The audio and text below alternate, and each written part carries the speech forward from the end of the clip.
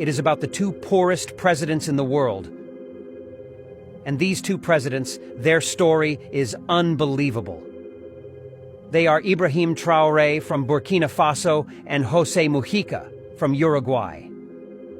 When you listen to their stories, hear what they have done and what they are still doing, you will be marveled, and you will be thankful for God for bringing such good leaders onto the earth, because these two leaders are setting the template of good governance.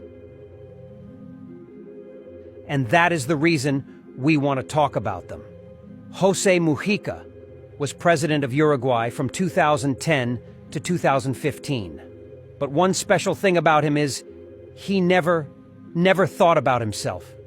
Instead, he thought about the people he governed. As a president, he was to collect $12,000 every month as salary. He looked at Uruguay and said, no, there is no way he can collect such big amount of money as a human being looking at the poor people in Uruguay suffering. That would be an injustice. He went to collect only $250. The rest money he gave it for charity every month the same. José Mujica, the world's poorest president. It's a common grumble that politicians' lifestyles are far removed from those of their electorate. Not so in Uruguay. Meet the president, who lives on a ramshackle farm and gives away most of his pay. Laundry is strung outside the house. The water comes from a well in a yard, overgrown with weeds. Only 2 police officers and Manuela, a 3-legged dog, keep watch outside. This is the residence of the president of Uruguay, José Mujica, whose lifestyle clearly differs sharply from that of most other world leaders. President Mujica has shunned the luxurious house that the Uruguayan state provides for its leaders and opted to stay at his wife's farmhouse off a dirt road outside the capital, Montevideo. The president and his wife work the land themselves, growing flowers. This austere lifestyle and the fact that Mujica donates about 90% of his monthly salary, equivalent to $12,000, $7,500, to charity, has led him to be labeled the poorest president in the world. I've lived like this most of my life, he says, sitting on an old chair in his garden, using a cushion favored by Manuela the dog. I can live well with what I have. His charitable donations, which benefit poor people and small entrepreneurs, mean his salary is roughly in line with the average Uruguayan income of $775, $485 a month. Uruguay never had a good economy until José Mujica came into power. Since then, Uruguay has began to recover. Due to his good governance, after he ruled Uruguay, his wife later became vice president, which is unbelievable. And José Mujica, during the time he was reeling Uruguay, until today, he has only 1987 vox. And he said that is enough for him. Now, let's go back to Africa to talk about Ibrahim Traore, who is doing the same thing in Burkina Faso, or even doing more than José Mujica. I will tell you the reason Ibrahim Traore is doing more than José Mujica. But they are all doing amazing things. Ibrahim Traore is the youngest president in the world. He is not as old as José Mujica. At his age, he's supposed to be a big guy, an arrogant boy. But no, he is only young in flesh, but old and thinking. What do I mean by that? Ibrahim Traore came into power in September 2022. When he came into power, he had one vehicle, and that vehicle is a Land Rover Defender 1991, bulletproofed. He decided not to change that vehicle up to today. That vehicle is what he drives everywhere he goes. He said, no need to change the vehicle, that Burkina Faso doesn't have enough money.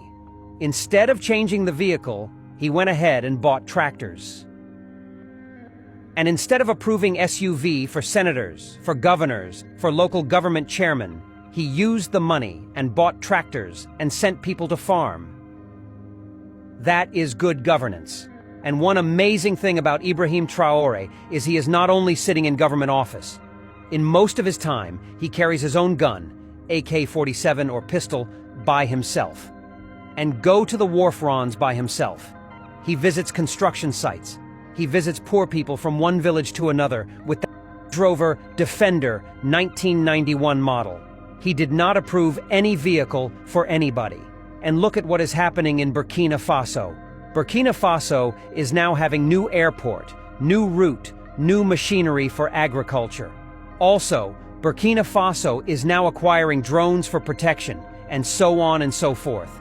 Since he took over Burkina Faso has never had it so good as they are having it now. Because to change economy of a country is very, very easy. Just convert that money you are using unnecessarily, to use it to build factories, or use it to buy tractors. Send everybody to work. Whoever say he don't have work, go to farm. Now, in some countries, when president enter into office, he approved SUV for himself, and 4 SUV for his escort, and SUV for every government. The same SUV, which are Toyota SUV, latest model, to the local government chairman all over the country, and to the lawmakers and the senators. In most countries, this SUV, the number rise up to 1,000 pieces of SUV. Some of this SUV cost $200,000. In Africa, for example, almost 100% of all the African countries do what I'm talking about. They have SUV everywhere. None of them has ever thought that this money we are misusing would have been enough for us to use it to build factories, because each SUV of $200,000 can actually build 3 factories. Imagine 1,000 SUVs times by 3. That is 3,000 factories.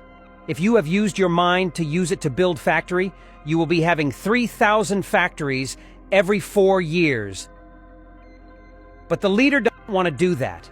What they want to do is to be buying about 1,000 pieces of SUV every 4 years. Because every 4 years, there will be a new election, a new leader will be elected, a new governor will be elected, a new local government chairman will be elected, and it continues like that.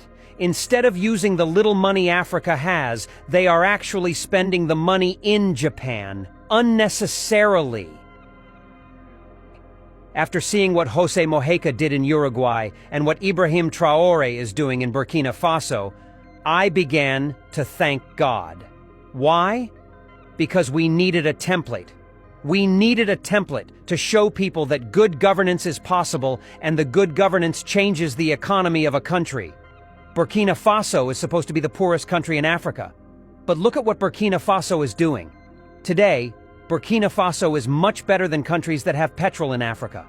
Much better than a country that has so many mineral resources that Burkina Faso doesn't. Why? Because the little money in Burkina Faso has been converted into industrialization, into factories, into protection for everybody, not for few politicians who will gather and take the money to Asia to pack Toyota SUV and share it within themselves. And every 4 years, they do the same. There is no way a country will run like that and be better and be productive. And any country who continue to pack their money to go to Asia and buy Toyota SUV every 4 years, that country is running into disaster because the economy will always go down. The country who think about development, who think about production, who think about farm, who think about to make a nice farm, who thinks about good governance will always get better.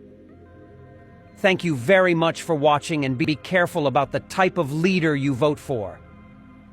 If you see a leader who has exotic cars like Ferrari, like limousine, like Maybach, don't vote for them, because those leaders are the ones soaking your country's money. They are the ones making your country not to move forward because they are spending the money they're supposed to use to build factories on cars. Any country that go to Japan to buy about 1,000 pieces of SUV can never progress. It is not a course, but it is the reality.